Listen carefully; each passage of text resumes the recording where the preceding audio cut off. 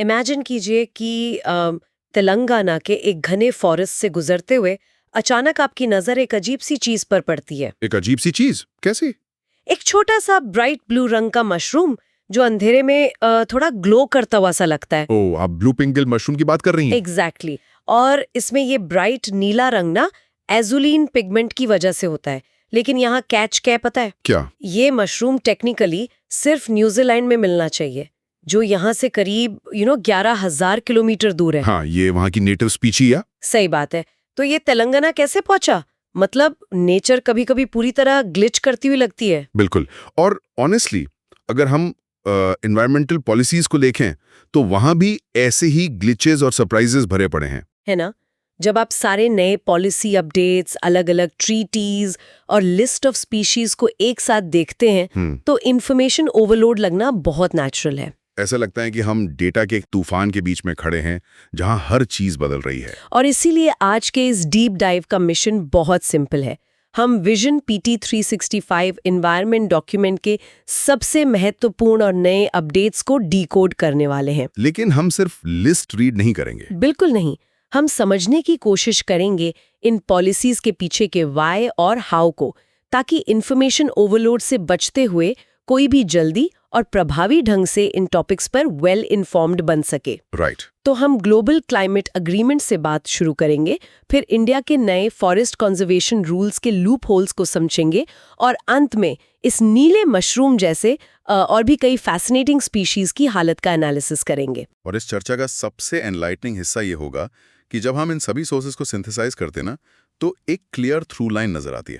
Through line मतलब सब connected है? हाँ, किसी दूर देश के कॉन्फ्रेंस रूम में साइन होने वाली इंटरनेशनल ट्रीटीज का सीधा कनेक्शन इंडिया के किसी लोकल वेटलैंड और वहां रहने वाले माइग्रेटरी बर्ड्स के सर्वाइवल से होता है। वाओ, मतलब ये आइसोलेटेड टॉपिक्स नहीं है। बिल्कुल नहीं, ये एक मैसिव इंटरकनेक्टेड ग्लोबल मैकेनिज्म का हिस्सा है।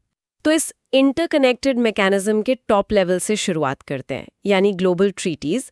हमारे सोर्सेज में यूएनएफसीसी कॉप 30 का बड़ा जिक्र है। Right, COP 30। अब पिछले कुछ सालों में लगातार कॉप इवेंट्स हो रहे हैं और सब में वही एमिशंस कम करने के वादे होते हैं, बट इस बार का आउटकम थोड़ा अलग था। हाँ, इस बार first ever world summit of indigenous peoples and nature host किया गया। फर्स्ट एवर मतलब ये पहली बार हुआ है। एग्जैक्टली। ये एक बहुत ही मॉन्यूमेंटल शिफ्ट है। पहली बार ग्लोबल लेवल पर यह फॉर्मली रिकॉग्नाइज किया गया है कि बायोडाइवर्सिटी कंजर्वेशन में इंडिजिनस कम्युनिटीज का रोल कितना क्रिटिकल है। ओके, तो इंडिजिनस लोग एक्चुअली ग्राउंड पर क्या इम्पैक्ट डाल रहे हैं? अगर हम एक्चुअल डेटा पर नजर डालें तो दुनिया का ज्यादातर इंटैक्ट फॉरेस्ट कवर और बची हुई बायोडाइवर्सिटी उन्हीं इलाकों में मिलती है जहां इंडिजिनस लोग हिस्टोरिकली रहते आए हैं। राइट। उनके पास ट्रेडिशनल इकोलॉजिकल नॉलेज है और जब उस नॉलेज को मॉडर्न साइंस के साथ कंबाइन किया जाता है ना तो कंजर्वेशन के नतीजे बहुत ज्यादा सस्टेनेबल होते हैं। बट वेट, यहाँ मुझे एक कंफ्यूजन है। हाँ, बताइए। ये तो हम हमेशा से जानते हैं कि इंडिजिनस कम्युनिटी जमीन के सबसे करीब होती हैं, उन्होंने सदियों से फॉरेस्ट प्रोटेक्ट किए हैं। सही बात है। तो यूनाइटेड नेशंस को ये रियलाइज करने में और उन्हें डिसीजन मेकिंग टेबल पर एक फॉर्मल सीट देने में 30 साल और 30 ग्लोबल क्लाइमेट समिट्स क्यों लग गए? ये बहुत ही शार्प ऑब्जर्वेशन है और इस डिले का मेन रीजन ये रहा है कि इंटरनेशनल नेगोशिएशंस हमेशा से सॉवरेन स्टेट्स यानी नेशनल गवर्नमेंट्स के कंट्रोल में रही हैं। Of course, politics. Exactly. Governments अक्सर इंडिजिनस राइट्स को नेशनल सिक्योरिटी या इकोनॉमिक डेवलपमेंट के रास्ते की रुकावट मानती आई हैं। मतलब पावर शेयर नहीं कर वही तो। और दूसरी बात ये कि वेस्टर्न साइंटिफिक कम्युनिटी लंबे समय तक ट्रेडिशनल नॉलेज को एनेक्डोटल या अनसाइंटिफिक मानती थी। उन्हें लगता था कि इनके पास एक्चुअल साइंस नहीं है। हाँ, लेकिन जब top down conservation models fail होने लगे और सैटेलाइट डेटा ने क्लियरली दिखाया कि इंडिजिनस मैनेज्ड लैंड्स पर डिफॉरेस्टेशन रेट्स प्रैक्टिकली जीरो हैं, तो उन्हें मानना ही पड़ा। बिल्कुल। तब जाकर ग्लोबल बॉडीज को मजबूरन अपनी स्ट्रैटेजी चेंज करनी पड़ी। यानी जब सब कुछ ट्राई करके फेल हो गए तब वापस बेसिक्स की तरफ लौटे। सही कहा। लेकिन एक और मेजर डिस्कशन है जहां ग्लोबल बॉडीज अभी भी फेल ही लग रही हैं, global plastic treaty. Yes, the plastic treaty. Sources बताते हैं कि आईएनसी यानी इंटरगवर्नमेंटल नेगोशिएटिंग कमेटी की टॉक्स फिलहाल अडजर्न यानी रुक गई हैं। इसकी शुरुआत तो 2022 के यूएनईए रेजोल्यूशन से हुई थी और तब लग रहा था कि प्लास्टिक पोल्यूशन का सोल्यूशन बस आने ही वाला है। ये इंटरनेशनल डिप्लोमेसी की हार्श रियलिटी है। एक एम्बिशियस रेजोल्यूशन पास करना और फोटो ऑप्स करवाना रिलेटिवली आसान होता है। सब स्टेज पर हाथ मिलाते हुए फोटोज खिंचवा लेते हैं। एग्जैक्टली लेकिन जब उसे ग्राउंड पर इम्प्लीमेंट करने के लिए लीगल फ्रेमवर्क ड्राफ्ट करने की बारी आती है, तब असल इकोनॉमिक रियलिटी सामने आती हैं। तो रुकावट डाल कौन रहा है? रुकावट का मेन कारण सऊदी अरेबिया और ईरान जैसे देशों का ऑपोजिशन है। इन्हें इस प्रोसेस में लाइक माइंडेड कंट्रीज का ब्लॉक कहा जाता है। Like minded countries.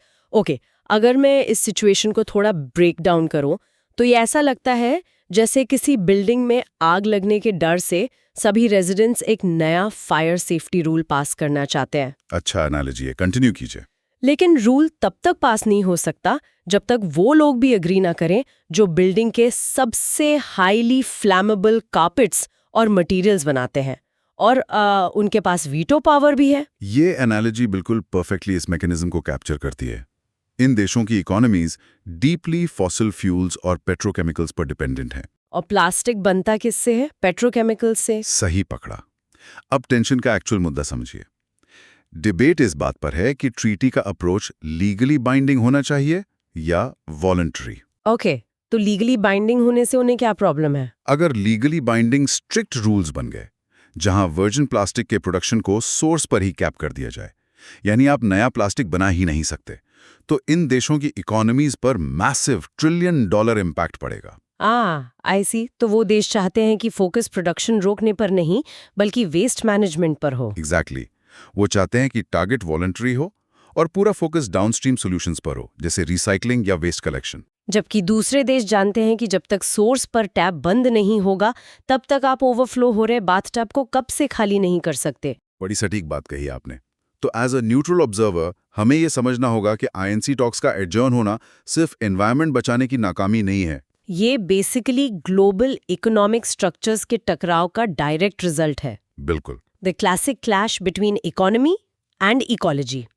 और ये क्लैश सिर्फ ग्लोबल ट्रीटीज में नहीं, हमारे देश की डोमेस्टिक पॉलिसीज में भी उतना ही विजिबल है। कैसे?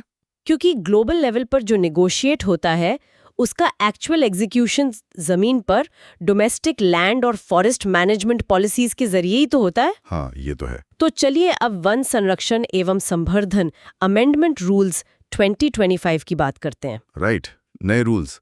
इस नए अपडेट के अनुसार स्टेट गवर्नमेंट्स अब प्लांटेशंस के यूटिलाइजेशन और रेवेन्यू शेयरिंग के लिए अपना एक अलग फ्रेमवर्क बना सकती हैं। इसके पीछे का एग्जैक्ट मैकेनिज्म क्या है? स्टेट गवर्नमेंट्स को ये पावर क्यों दी गई? इस मैकेनिज्म को समझने के लिए हमें स्टेट्स की फाइनेंशियल हालत देखनी होगी। स्टेट गवर्नमेंट्स के पास बजट कंस्ट्रेंट्स होते हैं, लेकिन उन्हें बड़े फॉरेस्ट एरियाज मैनेज करने होते हैं। उन्हें पैसे की जरूरत होती है कंजर्वेशन के लिए। एग्जैक्टली। तो नए रूल स्टेट्स को अलाउ करते हैं कि वो डिग्रेडेड फॉरेस्ट लैंड्स पर प्लांटेशंस लगवाएं और उन पेड़ों से मिलने वाले टिम्बर या नॉन टिम्बर फॉरेस्ट प्रोड्यूस से जो रेवेन्यू आए उससे शेयर करें। हाँ, उसे प्राइवेट एंटिटीज और लोकल कम्युनिटीज के साथ शेयर करें। लॉजिक ये है कि अगर जमीन से स्टेट्स को और कम्युनिटीज को फाइनेंशियली फायदा होगा तो उन्हें उस जमीन को कंजर्व करने का एक मॉनेटरी इंसेंटिव मिलेगा। मतलब वो जमीन को किसी दूसरे इंडस्ट्रियल यूज के लिए क्लियर नहीं करेंगे। वही आइडिया है। सुनने में तो ये पॉलिसी काफी स्मार्ट लगती है, like a win win situation.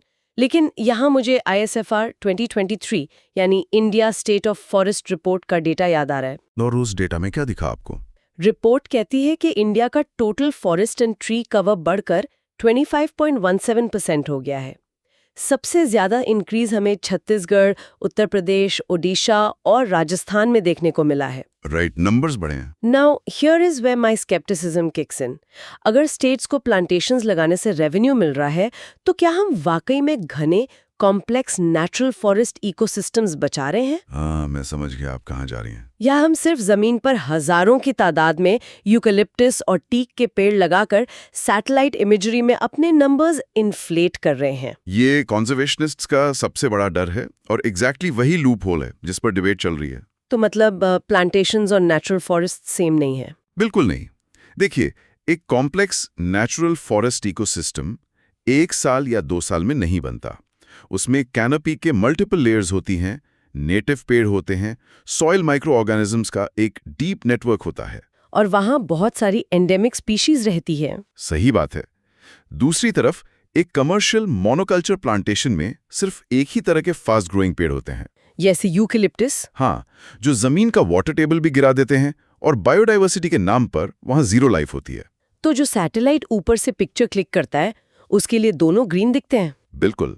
Satellite data green cover और फॉरेस्ट इकोसिस्टम के बीच का फर्क ठीक से डिस्टिंग्विश नहीं कर पाता। Oh no. एक कमर्शियल टी एस्टेट या यूकेलिप्टस का खेत भी ISFR डेटा में ट्री कवर बढ़ा देता है। पॉलिसी लेवल पर रिस्क ये है कि रेवेन्यू जनरेशन के लालच में हम नेचुरल फॉरेस्ट को प्रोटेक्ट करने के बजाय उन्हें ग्रेजुअली कमर्शियल प्लांटेशन से रिप्लेस ना कर दें। एग्जैक्टली। नंबर्स तो बढ़ जाएंगे लेकिन एक्चुअल बायोडाइवर्सिटी खत्म हो जाएगी। This is exactly why we need to read between the lines of data. लेकिन एक पेड़ चाहे फॉरेस्ट में हो या प्लांटेशन में, वो तब तक जिंदा नहीं रह सकता जब तक जमीन के नीचे और उसके आसपास का वाटर सिस्टम हेल्दी ना हो। The wetlands. यस, जिससे हम अपने अगले मेजर टॉपिक पर आते हैं, वेटलैंड्स और रामसार साइट्स। पहली बात तो मैं उस पुराने क्लीशे को यूज नहीं करूंगी जहां वेटलैंड्स को नेचर की किडनीज कहा जाता है। हाँ, वो थोड़ा ओवरयूज्ड हो गया है। I think a better way to look at them is as nature's ultimate shock absorbers or water treatment plants rolled into one. That is a much more accurate metaphor. Wetlands सिर्फ पानी filter नहीं करते, और क्या करते हैं? वो floods के दौरान एक्सेस वाटर एब्जॉर्ब करते हैं और ड्राई सीजन में वाटर टेबल को रिचार्ज करते हैं। इनकी इसी क्रिटिकल यूटिलिटी को ग्लोबल रिकग्निशन देने के लिए रामसार कन्वेंशन एग्जिस्ट करता है। राइट। और हाल ही में इनकी COP15 हुई है ना? हाँ, जिम्बाब्वे के लिटोरिया फॉल्स में हुई और उसकी थीम बहुत क्लियर थी, protecting wetlands for a common future. और हमारे सोर्सेज हाईलाइट करते हैं कि इंडिया में अब 98 रामसार साइट्स हो चुकी हैं। नई एडिशन है पटना बर्ड सैंक्चुरी, जो उत्तर प्रदेश में है। सही कहा। ये सैंक्चुरी 1991 में बनी थी और इंटरेस्टिंग फैक्ट ये है कि ये यूपी की सबसे छोटी बर्ड सैंक्चुरी है। सबसे छोटी। पर यह एक आम आदमी का सवाल ये होगा कि इतनी छोटी सी सैंक्चुरी को एक इंटरनेशनल रामसर टैग देने का ग्राउंड पर क्या फर्क पड़ता है? क्या इससे वहां अचानक पेड़ बढ़ जाते हैं या बर्ड ज्यादा आने लगती हैं? रामसर टैग का मैकेनिज्म समझना बहुत जरूरी है। देखिए, जब किसी वेटलैंड को ये टैग मिलता है तो वो सिर्फ एक सर्टिफिकेट नहीं होता जो दीवार पे टांगे। तो क्या होता है? ये एक लीगल और फाइनेंशियल ट्रिगर होता है। इस टैग के लगते ही उस एरिया की जोनिंग स्ट्रिक्ट हो जाती है। ओके। वहां के आसपास कंस्ट्रक्शन या इंडस्ट्रियल डिस्चार्ज पर नेशनल लॉज ज्यादा हेविली एनफोर्स होते हैं।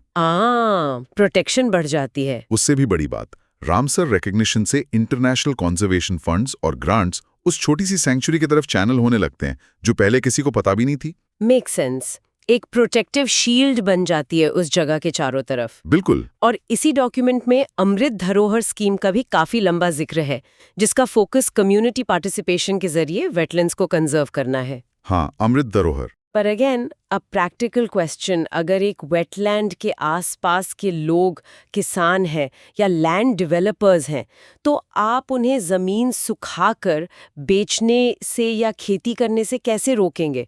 सिर्फ नेचर बचाओ बोलने से तो लोग अपना इकोनॉमिक नुकसान नहीं सहेंगे ना। और वही अमृत धरोहर स्कीम का कोर मैकेनिज्म है। ये स्कीम मॉरल पुलिसिंग नहीं करती, बल्कि इकोनॉमिक इंसेंटिव्स क्रिएट करती है। इकोनॉमिक इंसेंटिव्स कैसे? इसका तरीका ये है कि कम्युनिटीज को वेटलैंड के प्रिजर्वेशन से डायरेक्ट इनकम होने लगे, जैसे कि रेगुलेटेड इको टूरिज्म, जहां लोकल्स गाइड बन सके। अच्छा, तो उन्हें रोजगार मिलेगा। या फिर सस्टेनेबल फिशिंग राइट्स, जहां उन्हें long term fish stock guarantee किया जाए। जब उन्हें रियलाइज होता है कि ये वेटलैंड जिंदा रहने पर उन्हें हर महीने कमाई दे रहा है, और अगर इसे भरकर जमीन बना दी गई तो सिर्फ एक बार पैसा मिलेगा। एग्जैक्टली, तब वो खुद उसके प्रोटेक्टर्स बन जाते हैं। The ultimate theme is clear then. Economics drives ecology. जो चीज फॉरेस्ट्स और वेटलैंड्स पर अप्लाई होती है, वही उनके इनहैबिटेंट्स यानी वहां रहने वाली स्पीशीज पर भी अप्लाई होती है। स्पीशीज की लिस्ट तो काफी लंबी है इस बार। हाँ, अब हम स्पीशीज इन न्यूज और IUCN रेड लिस्ट की अपडेट्स देखते हैं, क्योंकि एंड ऑफ द डे ये सारी इकोसिस्टम्स इन्हीं स्पीशीज का ही तो घर है। सबसे पहले इंडिया ने अपना एक नया national red list road map बनाया, जो 2025 से 2030 तक चलेगा। राइट। टारगेट है करीब 11,000 स्पीशीज का असेसमेंट करना, ताकि 2030 तक हमारी खुद की detailed national red data books publish हो सकें। और ये नेशनल लेवल पर असेसमेंट करना इसीलिए क्रूशल है क्योंकि ग्लोबल IUCN रेड लिस्ट कई बार लोकलाइज्ड थ्रेट्स को मिस कर देती है। लोकलाइज थ्रेट्स मतलब ग्लोबल और लोकल लिस्ट अलग हो सकती है। हाँ, एक स्पीशीज दुनिया में सेफ हो सकती है लेकिन इंडिया के कॉन्टेक्स्ट में वल्नरेबल हो सकती है। Speaking of the global IUCN list, हमारे सोर्सेज में कुछ बहुत इंटरेस्टिंग मिक्स्ड न्यूज़ है। एक तरफ हमारे पास ग्रीन सी टर्टल की सक्सेस स्टोरी है। बहुत अच्छी खबर है ये। इनकी पॉपुलेशन स्टेबलाइज हो रही है और इन्हें इंडेंजर्ड से अपलिस्ट करके अब लीस्ट कंसर्न कैटेगरी में डाल दिया गया है। और सोर्सेज एक्सप्लिसिटली इन्हें एक कीस्टोन स्पीशीज बोलते हैं। कीस्टोन स्पीशीज का मतलब है इकोसिस्टम का वो फाउंडेशन स्टोन जिसके हटने से पूरी बिल्डिंग गिर सकती है। तो ग्रीन सी टर्टल के केस में ये कैसे काम करता है? ग्रीन सी टर्टल्स के केस में मैकेनिज्म ये है कि वो ओशन फ्लोर पर सी ग्रास बेड्स पर ग्रेज करते हैं, यानी उन्हें खाते हैं। ओके। अगर ये टर्टल्स ना हो तो सी ग्रास इतनी लंबी हो जाएगी कि ओशन करंट्स रुक जाएंगे और बाकी फिश स्पीशीज जो उन सी ग्रास बेड्स को नर्सरी की तरह यूज करती हैं उनका सर्वाइवल खत्म हो जाएगा। वाओ! तो इनका लीस्ट कंसर्न में आना पूरे मरीन इकोसिस्टम के लिए एक मैसिव विक्ट्री है। That is incredible. एक जानवर का खाना हजारों दूसरे जानवरों का घर बनाता है। लेकिन दूसरी तरफ बैड न्यूज भी है। हाँ, बैड न्यूज तो है। आर्कटिक सील लगभग एक्सटिंक्शन के करीब पहुंच चुके हैं। और अगर इंडिया की बात करें तो डॉक्यूमेंट बताता है कि 12 बर्ड स्पीसीज का स्टेटस डाउनग्रेड हुआ है। जैसे कि इंडियन कोर्सर और इंडियन रोलर। सही कहा, इन दोनों को अब नियर थ्रेटन्ड घोषित किया गया है। और एक बर्ड है लॉन्ग बिल्ड ग्रासहॉपर वॉर्बलर, जिसे सीधा इंडेंजर्ड लिस्ट में डाल दिया गया है। मेरा सवाल ये है कि इनके पास तो उड़ने की ताकत है ना, फिर ये इतनी जल्दी खतरे में कैसे आ गए? इन्हें कौन खा रहा है? इनका खतरा प्रेडेटर्स नहीं बल्कि हैबिटेट लॉस है। Habitat loss. हाँ, लॉन्ग बिल्ड ग्रासहॉपर वॉर्बलर्स जैसे बर्ड्स टॉल ग्रासलैंड्स में घोंसला बनाते हैं, लेकिन एग्रीकल्चरल एक्सपेंशन की वजह से उन लंबे घास के मैदानों को तेजी से खेत में बदला जा रहा है। ओह, जमीन क्लियर की जा रही है। एग्जैक्टली। आप आसमान में तो उड़ सकते हैं, लेकिन जब अंडे देने के लिए जमीन पे घास ही नहीं बचेगी तो स्पीशीज रिप्रोड्यूस कैसे करेगी? हाँ, habitat mechanisms. By the way, इस डॉक्यूमेंट में एक बहुत ही इंपॉर्टेंट करेक्शन भी क्लैरिफाई किया गया है जो मैं मेंशन करना चाहती हूँ। अक्सर प्रेपरेशन या रीडिंग में लोग फैक्ट्स मिक्स कर देते हैं। किस स्पीशीज की बात कर रही हैं आप? करेक्शन ये है कि वाइल्ड बैक्टीरियन कैमल का IUCN स्टेटस क्रिटिकली एंडेंजर्ड नहीं है, बल्कि वो एंडेंजर्ड है। राइट। दिखने में ये सिर्फ 2 शब्दों का फर्क लगता है, बट आई एम एज्यूमिंग इसका लीगल ग्राउंड पर बड़ा इम्पैक्ट होता होगा। बेहद बड़ा इम्पैक्ट। IUCN कैटेगरीज सिर्फ लेबल्स नहीं हैं, वो फंडिंग और लीगल एक्शन के ब्रैकेट्स तय करती हैं। कैसे? अगर कोई स्पीशीज क्रिटिकली एंडेंजर्ड होती है तो international emergency funds immediately unlock होते हैं, कैप्टिव ब्रीडिंग प्रोग्राम शुरू हो जाते हैं। और अगर वो एंडेंजर्ड हो तो? तब फोकस हैबिटेट कंजर्वेशन और पोचिंग कंट्रोल पर ज्यादा होता है। एक गलत टैग किसी और ऐसी स्पीशीज का फंड खा सकता है जिससे सच में इमरजेंसी की जरूरत हो। सही बात है, रिसोर्सेज तो लिमिटेड है ना। Now let's talk about the weird and the tragic. मैं वापस उस नीले मशरूम पर आना चाहती हूँ, ब्लू पिंगल मशरूम, जो हमने शुरू में डिस्कस किया था। हाँ, एक नेटिव न्यूजीलैंड की स्पीशीज अचानक तेलंगाना में मिलती है। ये कैसे संभव है? कोई हवा में उड़ के तो नहीं आई होगी? इसका एग्जैक्टली मैकेनिज्म अभी भी रिसर्च में है, लेकिन ज्यादातर केसेस में फंगल स्पोर्स ग्लोबल ट्रेड के जरिए ट्रैवल करते हैं। Global trade? Like cargo ships में? बिल्कुल। इंपोर्ट की गई लकड़ी या एक्सोटिक प्लांट्स के साथ आकर ये स्पोर्स लोकल क्लाइमेट में अगर सूटेबल कंडीशंस पाते हैं तो ग्रो करने लगते हैं। Oh wow! ये एक रिमाइंडर है कि ग्लोबल सप्लाई चेन्स सिर्फ सामान नहीं, स्पीशीज भी मूव कर रही हैं। लेकिन इस आश्चर्य से भी ज्यादा शॉकिंग एक स्पेसिफिक फ्रॉग की कहानी है, the Galaxy frog. Yes, western Ghats की ये एंडेमिक स्पीशीज। इनके काले रंग पर तारे जैसे स्पॉट्स होते हैं, इसीलिए इन्हें गैलेक्सी फ्रॉग कहते हैं। पर इनकी आबादी तेजी से गिर रही है और इसका कारण कोई नेचुरल डिजास्टर या फॉरेस्ट फायर नहीं है। कारण बताया गया है फोटो टूरिज्म। मैं जब ये पढ़ रही थी तो I was completely stunned. Photo लेने से कोई स्पीशीज कैसे मर सकती है? ये मॉडर्न टेक्नोलॉजी और वाइल्ड लाइफ कंजर्वेशन के क्लैश का सबसे ट्रैजिक और नया एग्जाम्पल है। मैकेनिज्म ये है कि गैलेक्सी फ्रॉग्स मोस्टली रात में एक्टिव होते हैं और मॉनसून में मेट करते हैं। ओके, रात के अंधेरे में। अब मैक्रो फोटोग्राफी और सोशल मीडिया लाइक्स के चक्कर में हंड्रेड्स ऑफ टूरिस्ट्स रात में जंगल में घुसते हैं। उनके हाई इंटेंसिटी कैमरा फ्लैशेस इन फ्रॉग्स को फिजिकली ब्लाइंड कर देते हैं। Oh my God! और उससे भी बुरा, एक परफेक्ट एंगल लेने के चक्कर में लोग जमीन पर चलते हुए इनके माइक्रो हैबिटेट्स और एग क्लचेस को पैरों तले रौंद देते हैं, just for an Instagram post. हम बिना सोचे समझे एक पूरी स्पीशीज के रिप्रोडक्शन साइकिल को बर्बाद कर रहे हैं। सही कहा आपने। ह्यूमन इंटरफेरेंस कितना इन्वेजिव हो सकता है, ये उसका प्राइम एग्जाम्पल है। लेकिन समटाइम्स ह्यूमन इंटरफेरेंस इंटेंशनल होता है और वहाँ मॉरल ग्राउंड उतना ब्लैक एंड व्हाइट नहीं होता। किस किस की बात कर रहे हैं आप? यहाँ मैं डॉक्यूमेंट में दिए गए व्हाइट बेलीड हेरॉन के केस की बात कर रही हूँ, जो मेरे हिसाब से इस पूरे डीप डाइव का सबसे कॉम्प्लेक्स इशू है। आप अरुणाचल प्रदेश की लोहित रिवर पर प्रपोज्ड कलाई 2 हाइड्रो इलेक्ट्रिक प्रोजेक्ट की बात कर रही हैं। एग्जैक्टली। व्हाइट बेलीड हेरॉन एक क्रिटिकली एंडेंजर्ड बर्ड है और स्केड्यूल 1 में प्रोटेक्टेड है। राइट।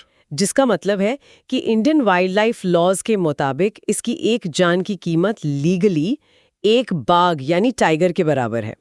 इसका हैबिटेट उस लोहित रिवर वैली में है। लेकिन अब वहाँ एक मैसिव हाइड्रो प्रोजेक्ट को ग्रीन सिग्नल मिलने की सिफारिश हुई है। हाँ, और इसके खिलाफ हैवी प्रोटेस्ट चल रहे हैं। अगर हम बिल्कुल न्यूट्रल लेंस से सिचुएशन का एनालिसिस करें तो यहाँ एक इम्पॉसिबल डायलेमा है। डायलेमा कैसा? एक तरफ इंडिया को अपने कार्बन एमिशंस कम करने हैं, यूएनएफसीसी ट्रीटीज के टारगेट्स पूरे करने हैं और कोल पावर प्लांट से हटकर ग्रीन एनर्जी पे शिफ्ट होना है। हाइड्रो इलेक्ट्रिक डैम्स उस ग्रीन एनर्जी ट्रांजिशन का एक बहुत बड़ा हिस्सा है। ये तो है, हमें क्लीन एनर्जी चाहिए। लेकिन दूसरी तरफ वो डेवलपमेंट एक ऐसी स्पीशीज का आखिरी नेचुरल घर पानी में डुबो देगा जो पहले से ही दुनिया से खत्म होने वाली है।